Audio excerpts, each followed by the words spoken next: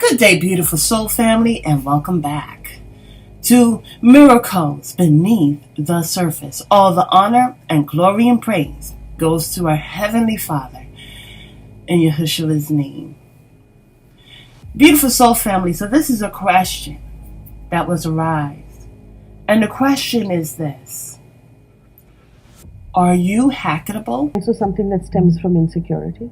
One way to understand nationalism is that nationalism is about hating foreigners and hating minorities, and it's us versus them. And I think this stems from insecurity, and that does terrible things to the world. You did talk about how we will reach a point where AI will be able to hack a human. Yes. What does it mean to hack a human being? It means to understand me better than I understand myself, to be able to predict my feelings, my thoughts, my choices, and increasingly also to manipulate. If a corporation can use my behavior online or offline to be able to guess what to sell me. Be a very, very different world than today. And perhaps the most important thing to know about the future is that humans will soon be hackable animals that can be hacked. There is a lot of talk these days about hacking computers and email accounts and smartphones and bank accounts, but we're actually entering the era in which it will be possible to hack human beings. It's weird, huh? It's weird that we have to ask that question. But this is the question that the Holy Spirit posed to me. And it was about understanding this scripture in the Bible. What scripture, you may ask? Well, let's get to it. The scripture is in Ephesians. And in Ephesians, it talks about the spiritual armor. Now, in Ephesians, we are able to understand that this is not a flesh and blood battle. Okay? This is a spiritual battle. So, whenever you see someone come up on you, and this is shown, by the way, in the movie Matrix. In the movie Matrix, there are a couple of scenes throughout the various movies where I would just call him the arch nemesis, okay? Where he is able to get to Neo because he's able to jump from one person to another person to another person. And when we can see that, okay, we are able to understand even the more the scripture. This is not flesh and blood. And this is when we have this knowledge, this knowing, we will not be so open to disagreements. We won't be so open to irritants. We can rely on our Heavenly Father more. Because once we draw near to our Heavenly Father is how the devil flees. Okay? It's saying, Father, I am at this point in my life where I am feeling offended, attacked, ... you fill in the blank. Father, please give me direction. Please give me clarity of what's going on. And as we do that, that takes a moment. That's all through the thought process, where we're responding to situations and then reacting to situations. What's so interesting is when we take the word react, okay, react, we are doing the same thing. We are mirroring what is happening to us. But see, when we understand that we're created in the image and likeness of our Heavenly Father, when we say, you know what, hold up, I'm going to say a quick prayer. I'm going to ask for direction. Then we are reflecting our Heavenly Father. You see, what's so interesting also on another day and said, my Heavenly Father, I would say my Heavenly Father. Our Heavenly Father, okay? Jehovah Yahweh. Help me to understand that vengeance is not ours. Even though so many things tries to bring a transference of energies, like a hateful energy tries to take our joy, tries to take our peace.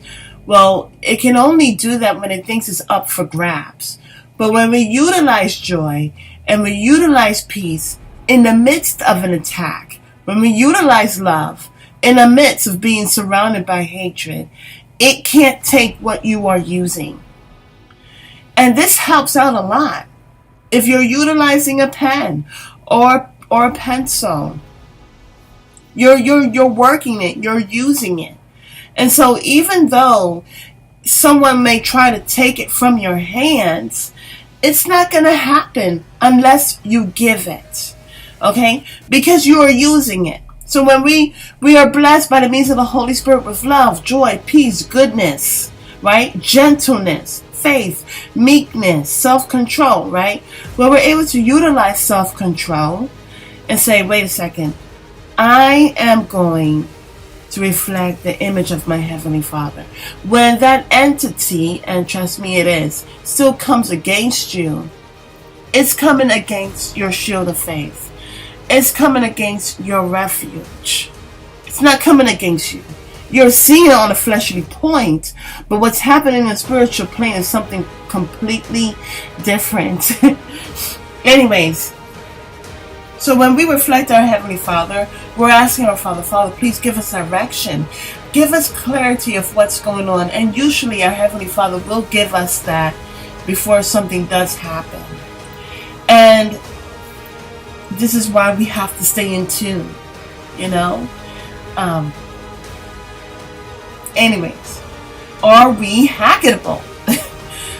There is that guy, I forgot his name. Here's his picture. And he was saying that with all of the Davik is such a good time to that has happened because now they're able to move forward. I'm paraphrasing, okay? Really, now they're able to move forward in setting up certain types of systems. And so he was stating that mankind can be hackable.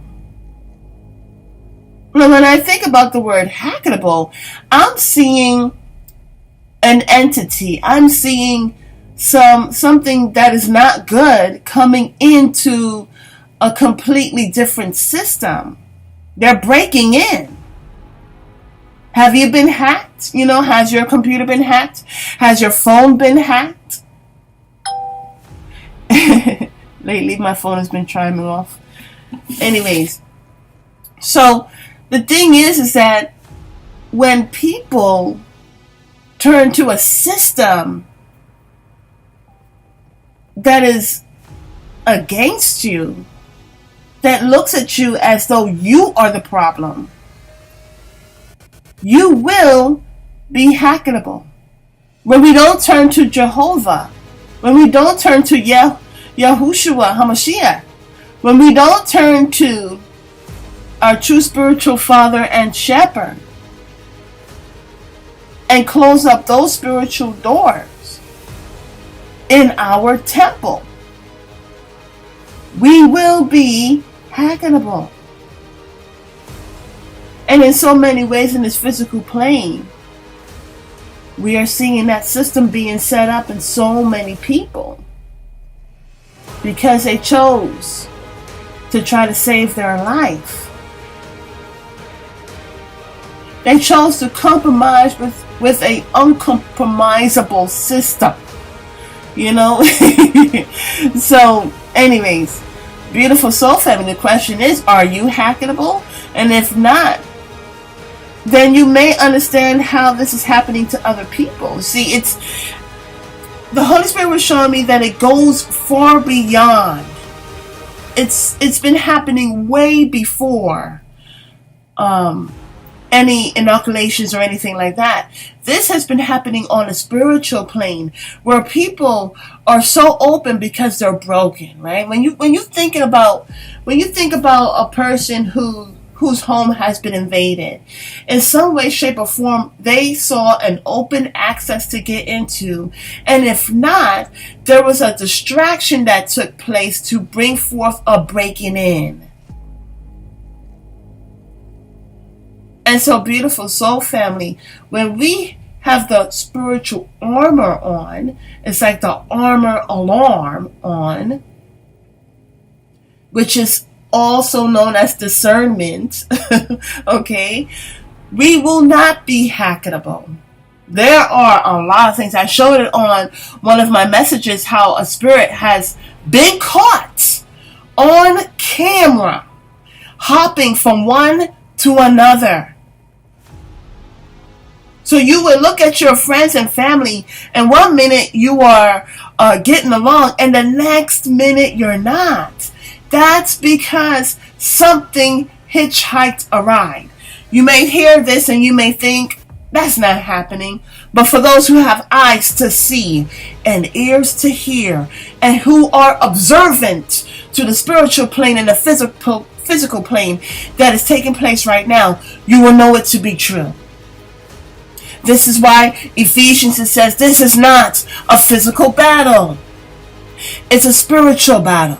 Some people do not even know that they have been hacked into as if they were hosts. And some people do. The ones that we do know of, we see it in entertainment. We see it in the actors and actresses. And as they are accepting their awards, they are saying more and more, thank you, Satan. They are giving the homage to the devil. They are, in fact, not just hackable, but they willingly choose to be used in such a way. Beautiful soul family, so I ask again, are you hackable, or do you have the spiritual alarm on? Have a beautiful and wonderful day. God bless.